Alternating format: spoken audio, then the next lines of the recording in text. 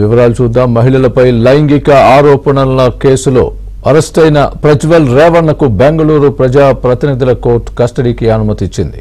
వైద్య పరీక్షల అనంతరం సిట్ అధికారులు కోర్టులో హాజరుపరిచారు. ప్రజ్వల్ రేవణ్ణ మహిళల జీవితాలతో ఆడుకున్నారని ఆయన్ని విచారించేందుకు 15 రోజుల పాటు జ్యుడిషియల్ కస్టడీకి ఇవ్వాలని సిట్ అధికారులు కోర్టును కోరారు. దీంతో న్యాయస్థానం వారం రోజుల పాటు సిట్ కస్టడీకి అనుమతి ఇచ్చింది. జూన్ 6వ తేదీ వరకు విచారణ చేసుకోవచ్చని కోర్టు తెలిపింది. ఇదిలా ఉంటే మరోవైపు ప్రజ్వల్ కు పొటెన్షియల్ టెస్ట్ చేయాలని సిట్ అధికారులు భావిస్తున్నారు. ఇదే అంశానికి సంబంధించి పూర్తి అప్డేట్ మా ప్రతినిధి బెంగళూరు నుంచి రుత్విక్ ఉన్నారు. ఆయన దగ్గర నుంచి పూర్తి అప్డేట్ తీసుకునే ప్రయత్నం చేద్దాం. రుత్విక్ చెప్పండి, దీనికి సంబంధించి పూర్తి అప్డేట్. స్వామి, కొద్దిసేపటి క్రితమే ప్రజాప్రతినిధుల కోర్టు ప్రజ్వల్ రేవణ్ను సిట్ కస్టడీకి విధిస్తూ కూడా కొద్దిసేపటి క్రితం ఆదేశాలు జారీ చేసింది. జూన్ 6వ తారీఖు వరకు కూడా ఈ రోజు నుంచి వారం రోజుల పాటు కూడా ఆయన కస్టడీలో విచారించేందుకు సిట్ అధికారులు విచారించేందుకు అనుమతి ఇస్తూ కూడా కొద్దిసేపటి క్రితం తీర్పు వెల్లడించింది. అయితే ఇవాళ వేకువజామున 1:30 గంటల ప్రాంతంలో ఎయిర్పోర్ట్ లో ప్రజ్వల్ రేవణ్ను అరెస్ట్ చేశారు. అరెస్ట్ చేసినప్పటి నుంచి కూడా మనం ఒకసారి చూసుకున్నట్లయితే ఎయిర్పోర్ట్ నుంచి కూడా ఇవాళ కోర్టులో ప్రొడ్యూస్ చేసి కోర్టు నుంచి మళ్ళీ సిట్ కార్యానికి తీసుకొచ్చే వరకు కూడా మొత్తం కూడా ఆయన చుట్టూ 4 పోలీసు సిబ్బంది ఉన్నారు, మహిళా పోలీసు సిబ్బంది ఉన్నారు. ప్రత్యేకించి కూడా మహిళల లైంగిక వేధింపులు, లైంగిక దాడి ఆరోపణలు ఎదుర్కొంటూ కూడా ప్రజ్వల్ రేవణ్ను అరెస్ట్ చేయడంతో ఈ ప్రజలకంతా కూడా ఒక మెసేజ్ ఇచ్చే విధంగా కూడా అతన్ని హెచ్చరించే విధంగా కూడా ఆయన చుట్టూ కూడా మహిళా పోలీసులే ఆయన అదుపులోకి తీసుకోవడం కానీ, ఆయన్ను వైద్య పరీక్షలకు ఆసుపత్రికి తరలించడం కానీ, అక్కడి నుంచి కోర్టుకు తరలించడం కానీ, అక్కడి నుంచి మళ్ళీ కస్టడీకి విధించిన తర్వాత తిరిగి సిట్ కార్యాలయానికి తీసుకురావడం కూడా మొత్తం 4 మహిళా పోలీసు సిబ్బంది చేస్తున్న పరిస్థితి అయితే ఒక రకంగా చర్చనీయాంశంగా మారిందనే చెప్పుకోవచ్చు. ఈ కేసుకు సంబంధించి కూడా తొలి నుంచి కూడా మొత్తం పరిశీలిస్తే గత నెల 26వ తారీఖున ప్రజ్వల్ రేవణ్కు సంబంధించి కూడా ఈ లైంగిక దాడి, లైంగిక ఆరోపణలు ఎదుర్కొంటూ అశ్లీల దృశ్యాల గల పెన్ డ్రైవ్లు హసన్ లో లభించింది. అప్పటి నుంచి కూడా ఈ కేసుకు సంబంధించి దేశవ్యాప్తంగా సంచలనం సృష్టించిందనే చెప్పుకోవచ్చు.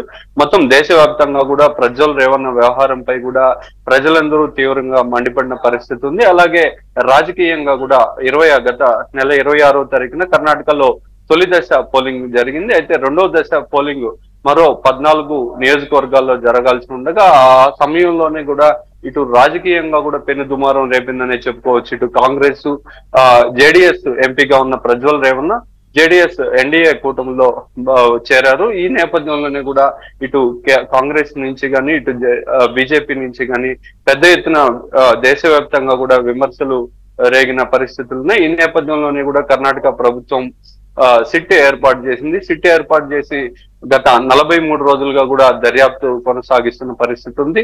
ప్రజ్వల్ రేవణ్ పోలింగ్ ముగిసిన ఆ రోజు రాత్రే విదేశాలకు పారిపోవడం జరిగింది. అప్పటి నుంచి కూడా సిట్ అధికారులు ప్రజ్వల్ రేవణ్ రాష్ట్రానికి రప్పించేందుకు, అరెస్టు చేసేందుకు అనేక ప్రయత్నాలు చేసినప్పటికీ కూడా అతను స్పందించిన పరిస్థితి ఉంది. సో ఆఖరిగా కూడా బ్లూ కార్నర్ నోటీసులు జారీ చేయడము, అలాగే ప్రజ్వల్ తాత అయిన మాజీ ప్రధాని దేవేగౌడ కూడా ఈ ప్రజ్వల్ వ్యవహారంపై కూడా కొంత తీవ్ర స్థాయిలో మండిపడడంతో ఇక చేసేదేమీ లేకుండా ప్రజ్వల్ రాష్ట్రానికి వచ్చి లొంగిపోతున్నట్టుగా కూడా గత 4 రోజుల క్రితం విదేశాల నుంచే కూడా ఒక వీడియో విడుదల చేశారు.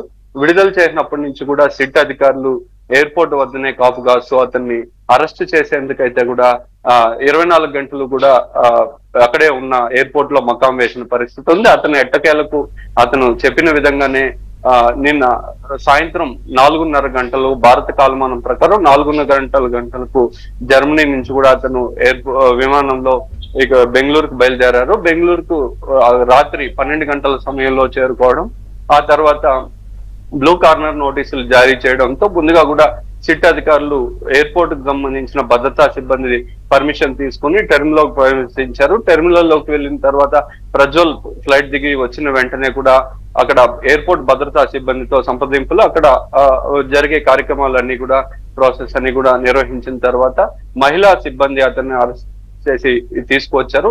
2 గంటల ఉదయం వేకువజామున 2 గంటలకు సిట్ కార్యాలయం చేరుకున్నారు. అప్పటి నుంచి కూడా కొంత సమయం ప్రజ్వల్ రేవన్న రెస్ట్ తీసుకున్నారు. ఆ తర్వాత 6 గంటల నుంచి కూడా అతన్ని ప్రాథమికంగా విచారించిన తర్వాత మధ్యాహ్నం 1:30 గంటల సమయంలో ఆసుపత్రికి తీసుకెళ్లారు. ఆసుపత్రికి తీసుకెళ్లిన తర్వాత అతనికి వైద్య పరీక్షలు నిర్వహించారు. వైద్య పరీక్షల్లో అతను ఆరోగ్యంగా ఉన్నాడని తేలడంతో ఆ తర్వాత ప్రజాప్రతినిధుల కోర్టులో కూడా అతన్ని ప్రవేశపెట్టారు. ప్రవేశపెట్టిన తర్వాత కూడా ప్రజ్వల్ రేవన్న తరపు న్యాయవాది అట్లాగే సిట్ తరపు న్యాయవాది ఇద్దరు కూడా వాదోపవాదనలు వినిపించారు. సిట్ 15 రోజుల విచారణకు గడువు కావాలని చెప్పి కోరడంతో ప్రజ్వల్ తరపు న్యాయవాది 1 రోజైతే సరిపోతుందనే వాదనలు వినిపించారు. ఈ ఇరు న్యాయవాదుల వాదనలు విన్న న్యాయమూర్తి 6 రోజుల పాటు కూడా వచ్చే నెల 6వ తారీఖు వరకు కూడా జ్యుడిషియల్ కస్టడీకి సిట్ కస్టడీకి ఆదేశిస్తూ కూడా కొద్దిసేపటి క్రితం తీర్పు వెల్లడించింది. ఈ తర్వాత అక్కడి నుంచి కూడా కోర్టు నుంచి కూడా ప్రస్తుతం సిట్ కార్యాలయానికి అయితే తరలిస్తున్నారు. సిట్ కార్యాలయానికి తరలించిన తర్వాత ఈ ఘటనకు సంబంధించి పూర్తి స్థాయిలో కూడా విచారణ కొనసాగే అవకాశం ఉంటుంది. విచారణలో భాగంగా కూడా అతను ఏదైతే మహిళలపై లైంగిక దాడి పాల్పడ్డాడో హసన్ లో గల అతని గెస్ట్ హౌస్ గాని ఇతర పరిసర ప్రాంతాలన్నింటినీ కూడా అతను స్వయంగా ప్రజ్వల్ రేవన్నను తీసుకెళ్లి పరిశీలించే అవకాశం ఉంటుంది. Right, thanks for the update, Ritvik.